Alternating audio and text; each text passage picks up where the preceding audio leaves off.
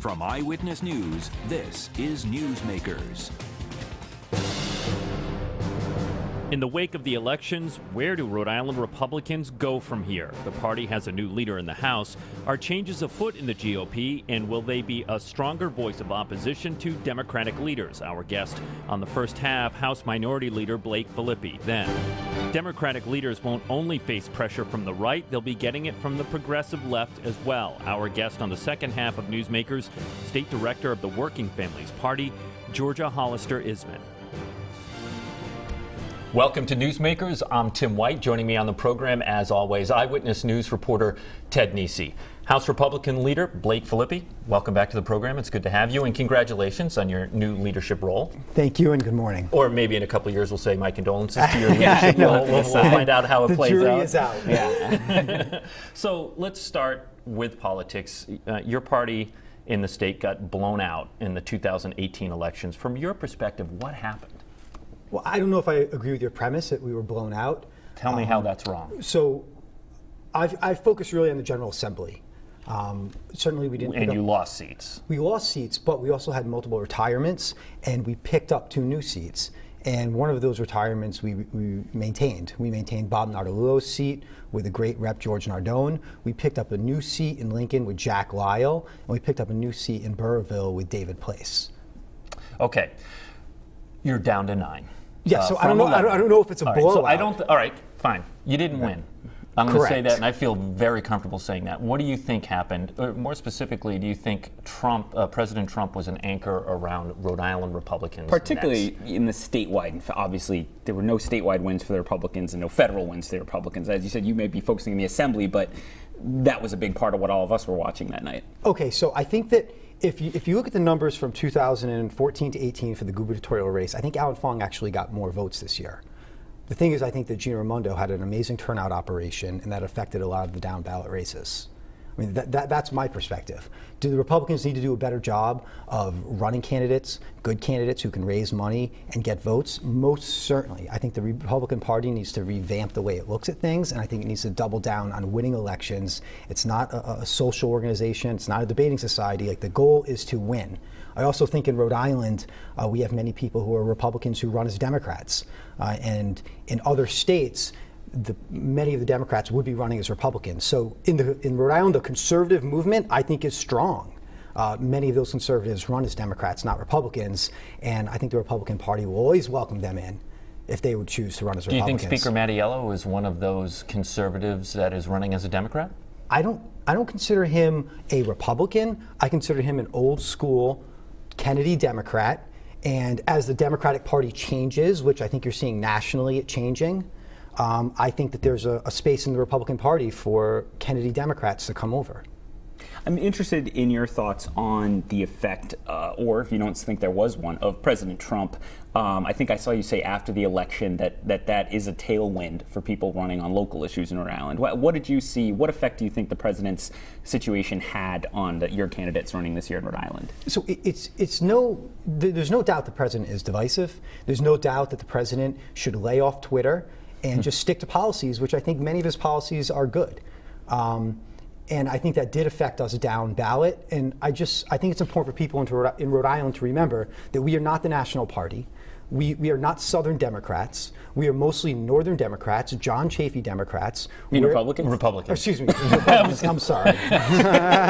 Strike Freudian that. slip. No, we are Northeastern Republicans. We are not Southern Republicans, and we really just want to be fiscally conservative, and we don't beat the drum on social issues. I'm intrigued by what you said about the Republican Party needs to not be a debating society, talking about a social club. You know, I've heard some buzz among Republicans about does the party need to look at its structure, at the way the party organization works, to make it more effective in terms of, as you say, the main goal, which is winning elections and electing candidates. What do you think of that? Do you think, are there any changes you'd like to see in the party organization you think could help with winning elections? So if you look at the way the Democratic Party is set up, it's set up around district committees, and the way that the Republican Party is set up, it's set up around town committees. Maybe one of the things we look at, and this is just spitballing and thinking out loud, is having more of a focus on General Assembly races through a district committee people on our state central committee, where senatorial and representative districts have representation. I think that maybe there should be requirements for raising funds. One of the biggest problems the Republican Party has is it doesn't raise enough money. And money is the mother's milk of politics. But I just think there needs to be a cultural shift where the goal is to win elections. It's not to, let me rephrase, the goal is to win General Assembly elections. It's not to have a large focus on the presidential election, which I see every 4 years. And respectfully to our general office candidates, I think they should be running their own campaign, and the Republican Party should be helping General Assembly candidates. How do it's fascinating because I believe when you look at the returns, Speaker Mattiello represents one of the worst districts for his fellow Democrat Gina Raimondo, and you, Blake Filippi, the Republican leader, represent one of the better districts for Governor Raimondo and for Hillary Clinton. How have you been able, as now a Republican, you originally won as an independent, in your district been able to separate yourself from the national party that appears to have hurt so many other Republicans in Rhode Island? And do you think if you had run as a Republican initially, you wouldn't have won? I don't know. I had been a Republican for a long time. I've always been of the Libertarian branch. And in 2012, with the way the Ron Paul campaign and the Libertarians were treated at the National Convention, which I attended, I became disaffected with the Republican Party, and that's why I ran as an independent. Do I think I would have won? I believe I would have. My first election, I won 60-40, and I don't know if we can Monday morning quarterback that, but I think the libertarian message, I think, transcends party. I think most people in the state want to keep government out of your wallets, bodies, and homes, and I don't think it matters if you're a Democrat or a Republican, because I think that message resonates with most Rhode Islanders. And that's to Ted's question, that's how you think you broke through. I think so. I think most people agree with that philosophy. So, as we discussed, there are 9 Republicans out of 75 in the Rhode Island House. It's going to be, I would think, kind of hard to find traction for your bills. Do you have any policy initiatives that you think could be palatable to the other side of the aisle as well? One thing I think we're looking at right now is the estate tax. We're seeing an outflow of wealth from Rhode Island to southern states, particularly Florida, that do not have an estate tax. We need to keep our seniors here. We need to keep their money here. And one of the things, time after time, they say they move to Florida for, besides the weather. I was going to say. Besides the weather. The sun might have something to do with it. Is the estate tax. And the state realizes about $7.9 million a year from the estate tax. And it's not gangbusters for our state. It's just one of those things that I think we could change to keep more of our seniors here, more of their money here. Philosophically, one of the problems I think we have in the state of Rhode Island is that we're adopting a central planning method of economic development. We've largely enacted policies that keep capital from being invested here unless you can get a government handout, unless you can get corporate welfare. I think that's a problem for our state. I think we need broadly applicable tax policies, which everyone can take advantage of, not just those that have the right lobbyist or that can convince the state to give them a handout to make the numbers work in light of our statewide tax policies. Tim mentions, 9 Republicans coming in January in the House, but I'm intrigued by the math when you add the 9 Republicans to the 22 Democrats who are currently rebelling and not supporting Speaker Mattiello, because at that point you have 31 reps who, if they voted against the budget as a group, the budget would not pass in the House, and the budget's the most important bill of the year for the Speaker. A lot of things have to happen. People can get picked off, I get, but do you feel that the fact that there's fragmenting in the Democratic caucus in the House and then your 9 folks in the Republican caucus, do you feel you have more leverage going into next year because of that situation? So I'll step back to the beginning of your comment about a budget not being able to be passed. Our state constitution requires 2/3 for any local or private appropriation. So we could still pass a budget to fund state government operations with a majority. We just wouldn't be able to fund private funding and local funding without 2/3 majority. I don't think we would want to pass a budget without that. So that would be like school aid, though. Yeah. So effectively, we do need 2/3. And so your question is, are the Republicans more relevant because of that? Of course we are. Would we band together with the progressives? I've said time and time again that this caucus will do what whatever it takes and work with whomever to do what's in the best interest of the state of Rhode Island. Progressive, conservative, Democrat, it doesn't matter to us. Our interest is helping the state of Rhode Island. Have you been approached at all by Speaker Mattiello or anyone around Speaker Mattiello, Leader Shekarchi, about them working more closely with the Republicans, the Democrats in charge, to make sure they have enough votes if they need? They could, if they got the 9 Republicans to vote for the budget, they would need the rebel Democrats. So we haven't discussed the budget, but I think all members of the General Assembly are always talking. There's relationships. I have relationships with progressives, with conservatives. People are constantly having communications about all the issues that are going on in the House. Pot. So 2 marijuana shops in Massachusetts took in $2.2 million in the first 5 days of operations. 17% of that money goes to the Commonwealth, 3% to the towns that they are in. You got to imagine legalizing recreational marijuana will be a hot topic for lawmakers in the new session. Where do you stand on it? Legalize it, but you sell to kids, you go to jail. Say it one more time. You sell to kids. Legalize it, but if you sell to a kid, you have to go to jail. So you are for recreational marijuana for those 21 years of age or older. It sounds like. What should the tax rate be? Any thought to that? Maybe a little less than Massachusetts. for competitive purposes? Yeah, just like all of our other taxes. We reported last month that Representative Catherine Kazarian had approached Speaker Mattiello and said she had suffered years of sexual harassment by former Judiciary Committee Chairman Cale Keeble. He was removed as chairman after the allegation became public, and actually he was defeated, as you alluded to, by David Place, one of your new incoming members. What was your reaction to the story? And do you, granted you're a male representative, but do you think there's any cultural issue at the State House about how women are treated in the General Assembly? That's a good question. With the Kazarian matter, I don't know all the facts. I don't know what conversations went on between Kazarian and Keeble or Kazarian and the Speaker. I've been asked about this a lot. My understanding is she sought an accommodation and she received an accommodation. I really don't want to comment on something that I just don't have enough facts to comment on. Do I think there's a cultural issue with women at the State House?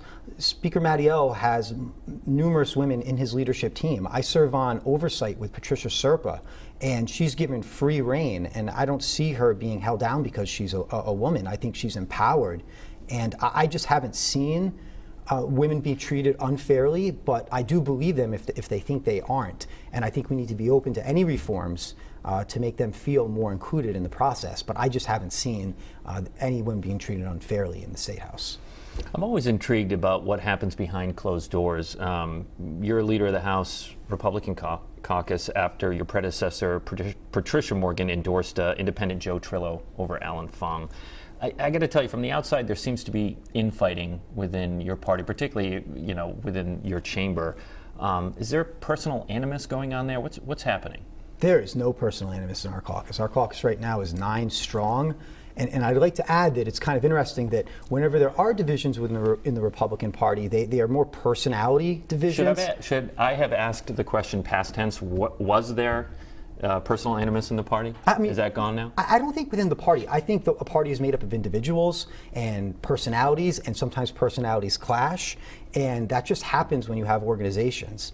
The divisions within the Republican Party are usually just based on personality. I think it's far more interesting the divisions in the Democratic Party, which are deep philosophical divides that are much harder to heal than personality conflicts that we have in our party, and frankly we had in our party, which we don't have anymore, and we don't have those in our caucus anymore. All right, last question. 30 seconds left. Your dad, Paul Filippi, founded the first integrated jazz club in around. People might remember the Celebrity Club. There's a little placard about it now near the Orm Street Marriott. There's actually a new documentary that some folks have put together about it. Have you seen the movie, and what reflection has it made you have on your dad's legacy? The movie was excellent. Tom Shaker and Norm Grant put it together. The reflection on my father's legacy is that he stood up and fought for integration against oppressive local government that tried to stop it. And it just reminds me that we always need to stand on principle, even if it's not popular. Blake Filippi, House Republican leader, thanks so much for joining us. You just heard from the Republicans. When we come back, here from the left, we're going to have Georgia Hollister Isman from the Working Families Party. Stay with us. You're watching Newsmakers.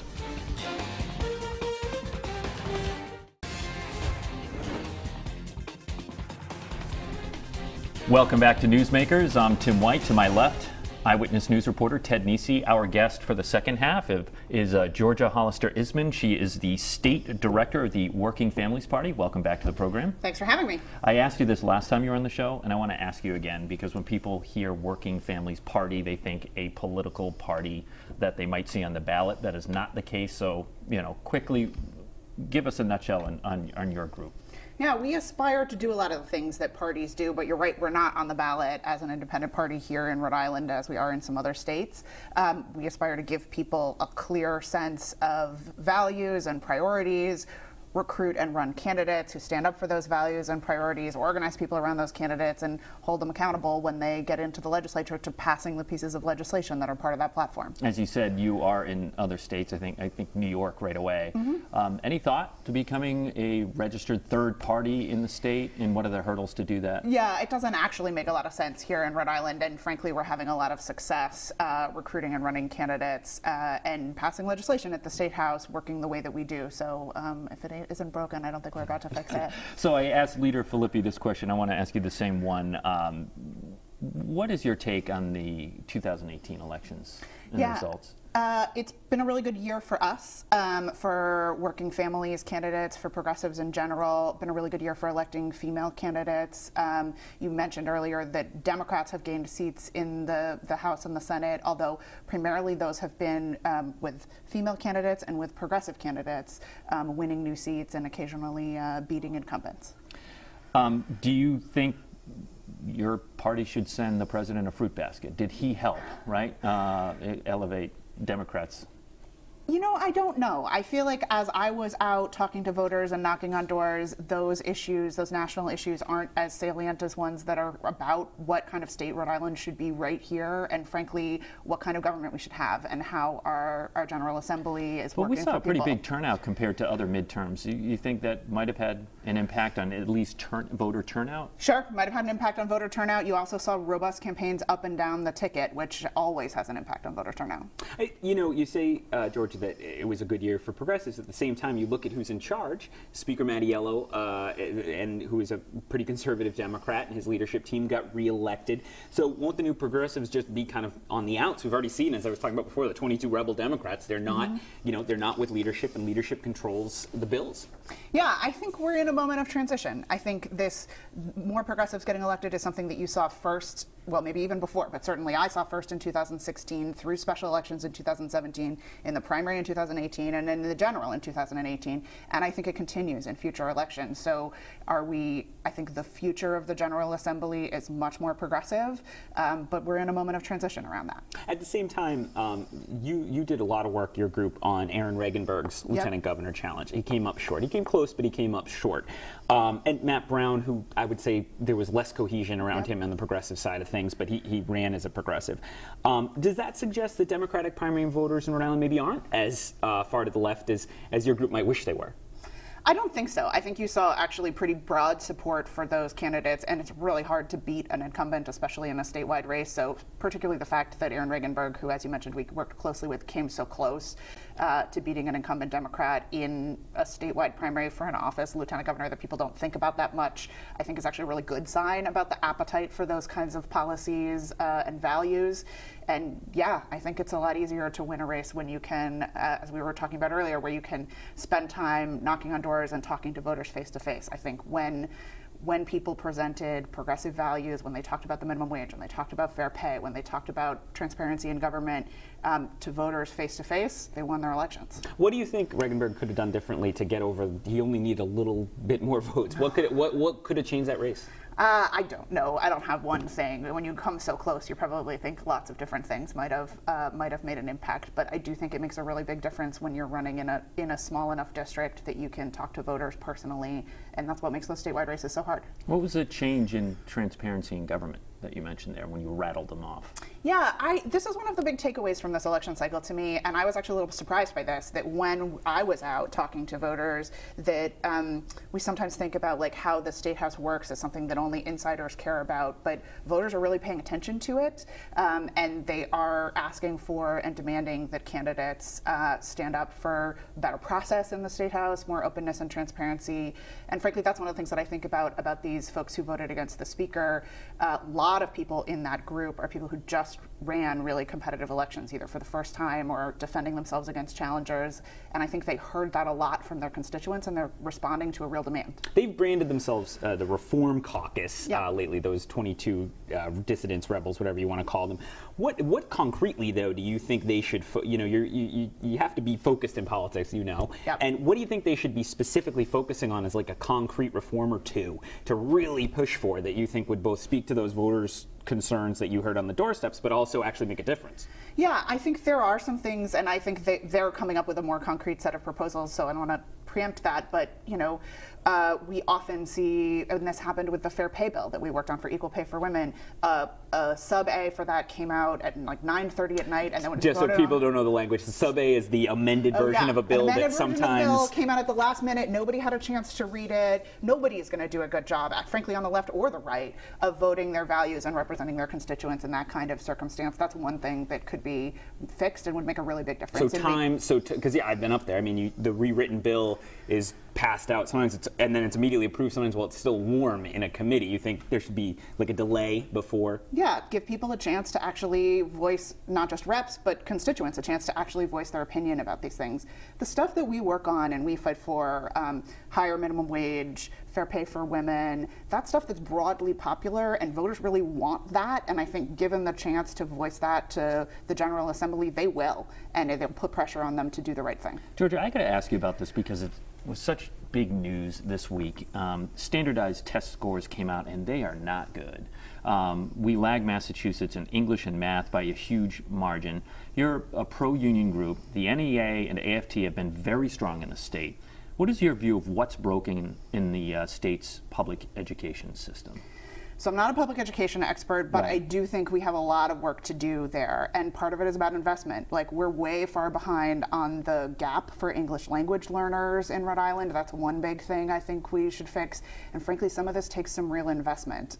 I think, and this is certainly, not everybody agrees, but I think that people broadly would be willing to pay more in taxes to have better public schools. I think what you might compare state to state on tax rate, people certainly compare state to state. But is it how Rhode Island structures their taxes? It is property taxes that funds our education system. And that's part of the problem. It makes it more unequal, and frankly, people dislike their property taxes more than they dislike their other taxes. So it would be smart for the state to raise income taxes on higher income earners and invest some of that money into making sure we have great public schools and other core things that benefit all families, like affordable childcare. I want to ask you, and I asked Leader Filippi about it too, about our report late last month on Representative Kazarian. Yep. I won't reiterate what was reported there, but Chairman Keeble was only removed as chairman after that allegation became public. What was your reaction to that story, as well as a woman at the State House? The same question. Do you feel there's an issue with the culture that we are now sometimes hearing with how women are treated up there? I think there's an issue with how women are treated in the culture of the State House. Frankly, I think that's true in other state houses around the country and in workplaces all over. I think this is a huge problem that we're just beginning to grapple with as a country, and I think we got a lot of work to do on it. Some of that is cultural, is paying attention to, what are the conversations like at the State House. Some of it is about laws. There was a great set of sexual harassment rules proposed by Teresa Tanzi's commission last year. Frankly, they were abandoned at the end of last session. They should not have been. They should be passed expeditiously in this session. And then it's not clear that there's a good way at the State House for a lawmaker who's harassed by another lawmaker to make a complaint and seek redress. So we should be clear that lawmakers are covered by the Human Rights Commission, just like other folks. As the leader mentioned, Speaker Mattiello says he accommodated Rep. Kazarian by having Chairman Keeble leave the room for a period of time when she went to testify in her bill, so she wouldn't have to be in front of him, and then he returned once she was done. Do you think that was sufficient? No. I think sexual harassment is fundamentally about power, and it's complicated in the House of Representatives because Keeble was certainly not Kazarian's boss, but he was in a position of substantial power over her as chair of that powerful committee. So just separating the two of them is not sufficient. You heard Leader Filippi say that he is for recreational marijuana, depending on how the sausage is made, I'm sure, and he's not speaking for his entire caucus. It's just how he would vote. Is that something you could see common ground with there? Yeah, that's one of the things in which he and I agree. I think with it happening in Massachusetts, it's a question of when here in Rhode Island, and I think there's some really important values at stake in how we do it, both in making sure that we set it up in a way that the state is actually realizing some revenue from it, and also making sure that we invest in some of the communities that have been hurt over the long run, particularly communities of color, by the war on drugs. Your group, one reason people say at the State House you've been effective is you've been very focused. You haven't had 50 bills every year trying to get something like this one is what we're focusing on. Do you have a #1 bill for next session at the State House? About 30 seconds left. We've got two. One is actually passing this Equal Pay for Women, the Fair Pay Act that we worked on and got really close on and was scuttled at the end of the session last time. And then we're working, and this is a longer term project, to raise the minimum wage to $15 an hour as it's going up in Massachusetts to that amount. That's the right thing to do for working families in Rhode Island, and it's the right thing to do to keep us competitive. Do you have a year you're putting on that? What year you want it at 15? I think it should be about the time it gets to 15 in Massachusetts. What year is that? I think it's 2023. All right, Georgia, Hollister, Isman from the Working Families Party, thank you much for joining us. And I want to thank our first half guest, House Republican leader Blake Filippi. If you missed any of it, it is online, WPRI.com. For Ted Nesi, I'm Tim White. We'll see you next week on Newsmakers.